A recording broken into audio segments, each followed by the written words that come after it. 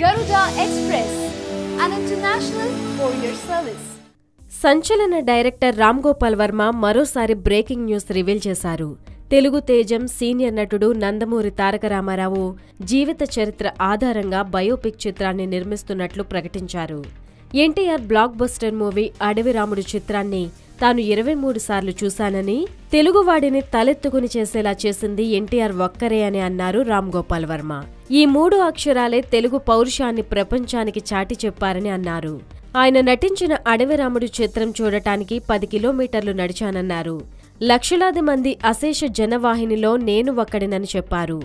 8 కోట్ల తెలుగు ప్రజానికానికి చెప్పేదేంటంటే, రాయప్రోలు సుబ్బారావు గారు రాసిన పంక్తులను ఆయన తిప్పిరాశారు. ఏ దేశమేగినా ఎందుకాలడినా పొగడరా నీ తల్లి తెలుగు భారతిని, పొగడరా నీ తండ్రి ఎన్టీఆర్ అంటూ ఆ మహానాయుడికి జేజేలు పలికారు వర్మ.